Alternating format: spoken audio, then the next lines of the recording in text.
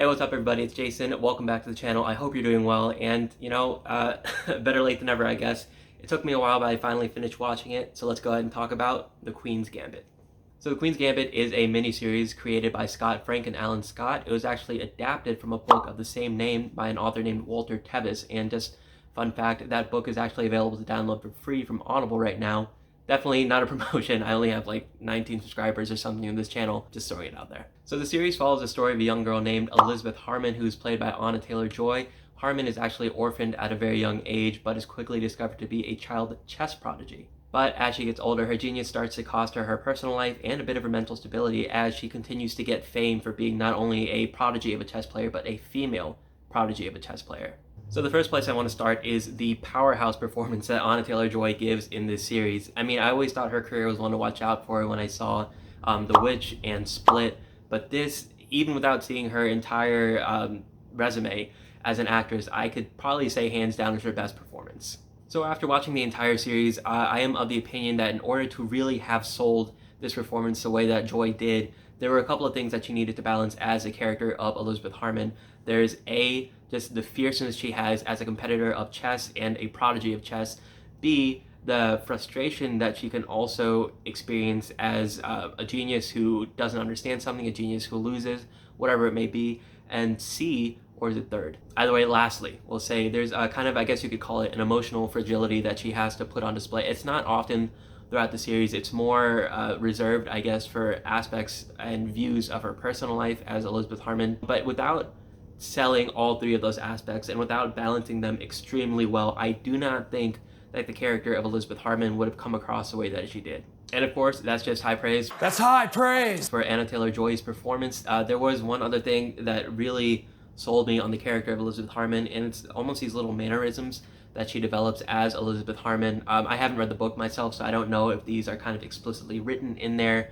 But whenever she is competing and she knows she's going to win, or whenever she's frustrated and she knows she's going to lose, you kind of start to get a sense of it. And this isn't a bad thing because it's not like predictive in a sense, but it just helps involve you more with the story and the character. So as far as the story itself goes throughout the series, if I'm not mistaken, all the episodes were written by one of the show's creators, Scott Frank. He actually also directed all the episodes, I believe, and wow, what a dream, right? To create your own show and then direct and write all, anyways, awesome. So anyways, back to the storyline. Throughout all the episodes, I feel like I ended up appreciating more what the show didn't do than what it did do. And I have kind of two examples to clarify what that means. First, obviously, Beth Harmon is a girl, and that is brought up frequently, especially towards the beginning of the series, where people at the local level, as she's just kind of gaining notoriety as a chess player, are like, a girl is playing chess, and they don't really take her seriously. And then, of course, as she grows in fame, a lot of her fame is centered around her being a female chess player, which of course doesn't sit well with Elizabeth Harmon. So not only did I kind of appreciate that angle being explored and the fact that they made Elizabeth not a fan of the fact that she was gaining any notoriety for her gender, just she wanted it all to be focused on her skills as a chess player. So really appreciated that. But what I appreciated more was there was a couple of opportunities where I thought the show was going to do kind of what they did in Mean Girls, where the girl pretended to be dumb in order to get a boy's attention. And I really thought that there was potential to do that in this show because it felt like the storyline was going in that direction when she's kind of, I guess, at that coming of age, and she starts meeting boys, especially after being in an all-girls orphanage for most of her life. So I really thought there was going to be kind of an instance where she gets distracted by boys, or worse yet, she gets distracted by social groups in her high school, which are just kind of full of what you would really imagine to be the 1960s snooty popular girls at any high school.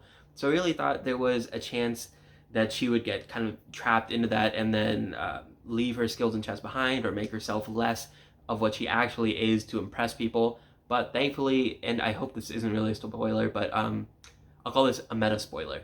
But luckily the show never goes in that direction, and for that I was just really appreciative. I really would have hated to see such a strong female character go that route, and luckily the series, I think, knew better than that and chose not to. The second example I have of what the show didn't do versus what it could have done is, like I mentioned earlier in kind of the synopsis, there is a point where all this fame and all this genius And I guess Beth's natural, they usually call her Beth, by the way. I don't know if I've been calling her Elizabeth or Beth, but they usually call her Beth in the series.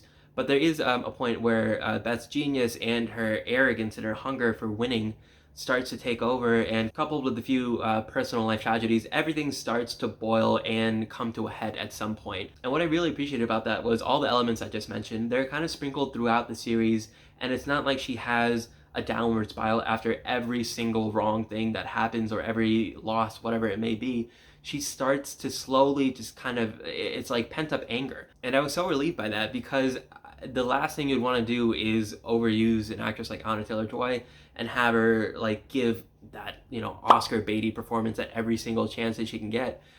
They really reserve that energy and that emotional turmoil until it all just kind of comes to a head. With that, I will say there is a little bit of predictability, but I certainly think it's better than the alternative, where she's, you know, having a mental breakdown at every single episode, and it becomes slowly less emotionally impactful to us, the audience.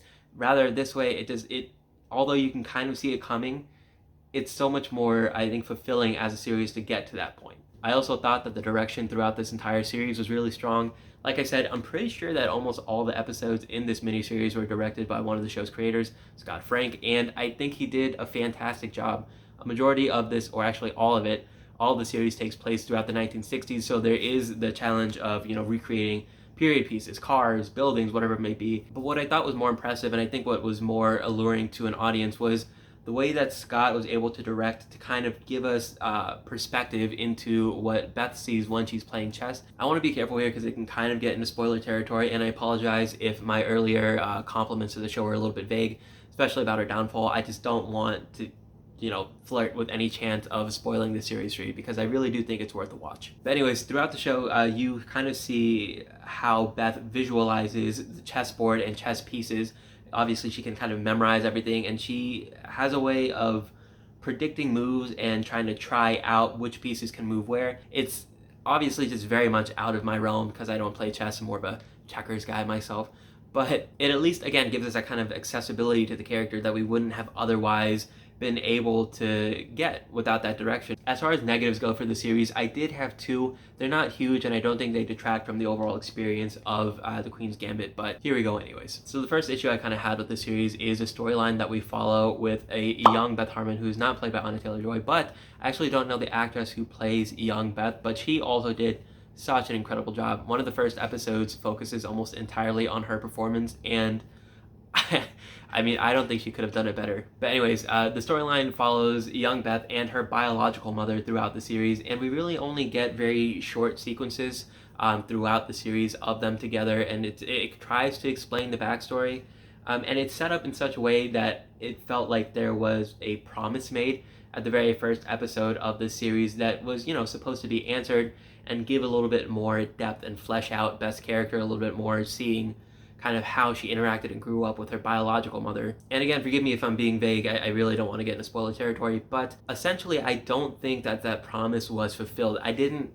feel completely satisfied. It's like they gave us the ending of what happened with that storyline. They started to give us the beginning of it and how it kind of came to be, but they didn't give us that very last bit that would have connected all the pieces together, I felt like. And maybe that footage exists and it just wasn't edited into it, but it's just, I felt like we were really missing just a little bit of that storyline that would have kind of finished it off a lot cleaner and would have left me a little bit more satisfied as a viewer. The only other issue I had with the series is, for some reason, as we're kind of watching Beth progress as a chess player, she starts playing tournaments at the local level, then the national level, then the international level, right?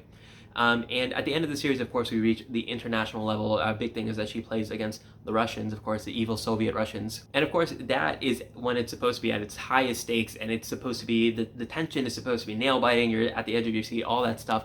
But for some reason, I felt personally a little bit more tension kind of in the middle of the series, where she was playing at kind of the national level and playing against the best of the best in America. I'm not exactly sure how to articulate why I feel that way. For some reason, to me, the stakes just felt higher when she was in the middle of the series, when she was at that mid-tier level of the national level of chess. But this was the first time she was really put up against players who were potentially better than her, and maybe in some cases were better than her, right? And I get there's a predictability, I would technically consider this like a sports movie, right? There's always a bit of predictability with what happens towards the end of it without getting into spoiler territory. But I guess maybe because of that, because I've been kind of conditioned, as we all have, with these kinds of movies or series, whatever they are, that you're geared towards a certain ending, we'll say, right? And maybe that's really what was affecting it. I kind of had like tunnel vision. Maybe I was predicting too early what would have happened, and that just kind of made me enjoy it less as it was happening. But in that middle series, when it really felt like you didn't know what could happen because the stakes weren't at their top and there isn't a guaranteed outcome. I hope that made sense. At the end of the day, I still think this was a powerhouse of the series. I love the fact that this was a limited series too. All the attention and detail could really just be focused on these, I think, 7 episodes. Nothing more, nothing less. So it felt like this was probably as good as it could be. And I think everyone who's involved just really knocked out of the park, from the performances to the set design, the period pieces, the storyline, the direction. I think there were so many things that went right. Of course, there were those 2 kind of minor issues I had with the series, but overall, I think The Queen's Gambit was a 9 out of 10. Alright, so that's going to do it for this video. Thank you guys so much for watching. I really appreciate it. Be sure to let me know what you thought of The Queen's Gambit below, what you liked, what you hated, everything in between. And of course, if you enjoyed the content, if you could please like or subscribe, that really helps out the channel. And again, apologies that this video was a little bit late. In the future, I'll try to be better about posting reviews sooner to when the actual movies or TV shows, music, whatever, drops. And until next time, stay safe, be kind, and thank you for watching.